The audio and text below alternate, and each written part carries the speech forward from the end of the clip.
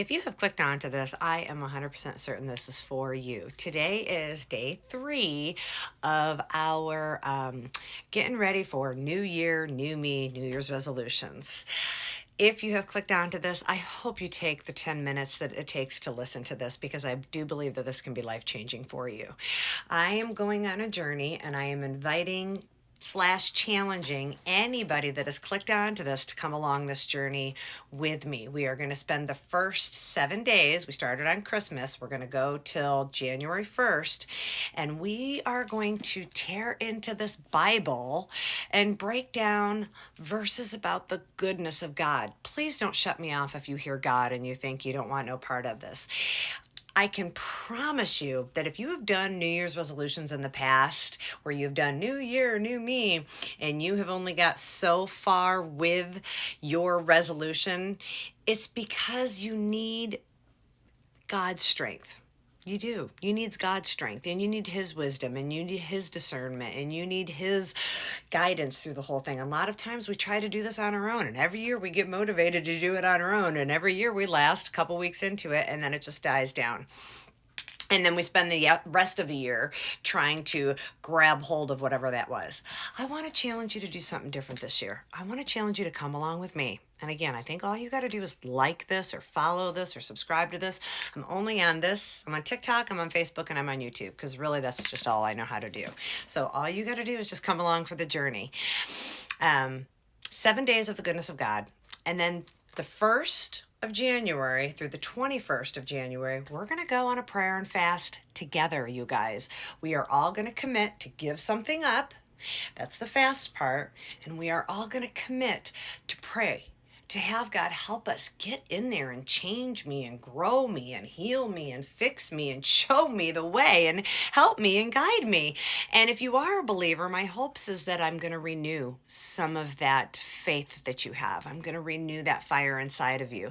And if you're not a believer, I'm really hopeful that God is going to get into that heart of yours, and He's going to soften it, and He's going to show Himself to you, because God is real. I've not always been a believer. I did over 40 years without God, and I'm about 9 years in, and this is where He has taken me. So I am going to just break right down into it. Again, these are just the verses about the goodness of God. I started on Christmas. If you want to go back and check those other ones out, there's going to be tidbits of information in all of those. They're going to kind of guide all the way along, okay? The first verse is this. Psalms chapter 23, verse 6 says this. Surely your goodness, Lord, and your love will follow me all the days of my life, and I will dwell in the house of the Lord forever. If that's not one of the most comforting verses, and I can guarantee you and I can assure you that if you don't believe in God and for some reason you're just still kind of listening to this, God is with you. And He is following you, and He has been with you all the days of your life, and He plans on being with you all the days of your life forever. The goal for us is to be with Him.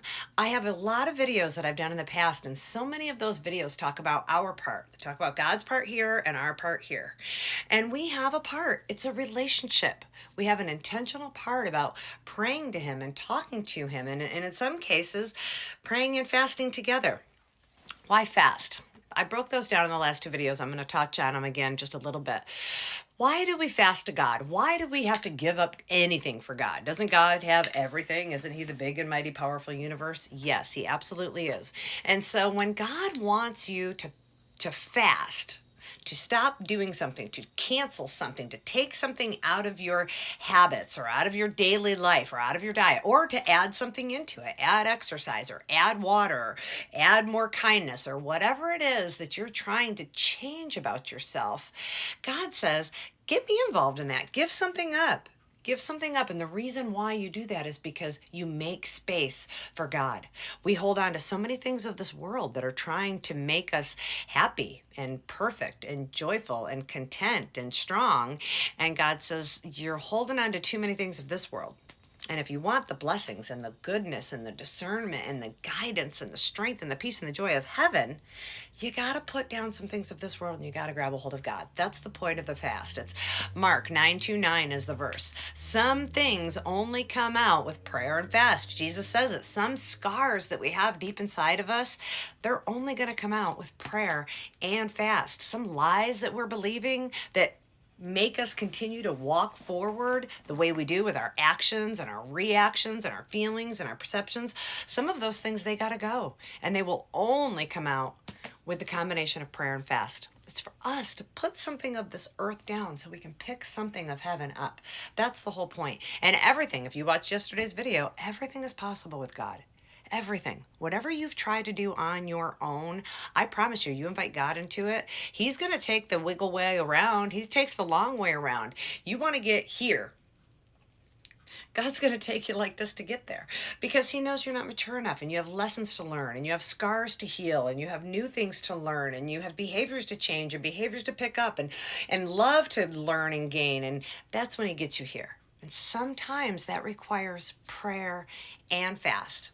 And that's what we're going to do on January 1st to January 21st. And I do believe, you guys, that there is power in prayer and there is power when two or more people get together under one accord. They get together under God's will and they go, God, I want your will for my life. I'm going to pray, I'm going to fast, I'm going to invite you in, and I'm going to hope that you guide me. When two or more people get together for that, it shakes the heavens, you guys. Blessings from heavens rain down. So every single person that joins along with us, I do believe that you are going to be a part of that prayer and that push and that energy. I'm believing in good, amazing things. The second verse is this. This is 1 John, and it's chapter 4, verses 15 through 18. And I thought this to be important. It says, if anyone acknowledges that Jesus is the Son of God, God lives in them, and they live in God. And they know and they rely on the love that God has for us. So all you got to do, even if you're sitting here going, I don't even know if I believe in God. Okay. There's a verse yesterday I said that they said, I believe, help me with my unbelief. When I started this faith journey, you guys, my belief was doubt. I literally challenged everything God said in this Bible and every belief system out of it. I challenged it. But I think the fact that I was just talking to God, he was like, yay, I'm getting her. So you can acknowledge Jesus even in your doubts. The whole point is you're just acknowledging him. And once you start acknowledging him and once you start praying to him and once you fast and pray or something to him, oh my gosh, you guys, that's where the magic happens. And this is a very important part. God is love. And there is no fear in love. Perfect love drives out fear because fear has to do with punishment. The one who fears is not made in perfect love. Okay, and the reason why I threw that in there is this, is because our flesh, people in our lives, and Satan will come along and they will literally try to make you feel bad and feel guilty and feel not good enough for everything. God's love doesn't do that. When you're trying to change, new year, new you, when you're trying to grow, when you're trying to take something out of your life or add something to your life, chances are you might fail at it a couple times. Chances are you have failed at it a couple of times. Everything inside of us wants to beat ourselves up for it. Should have never even done it. I'm not successful before. I'm not going to be successful again. Satan will get in there and tell you, you're a loser. You don't even do it. Just keep going back to what you're doing. You're safe doing what you're doing. You know how to do what you're doing. But God's love, God's perfect love, that you can be a refuge under and that follows you all of the days of your life forever.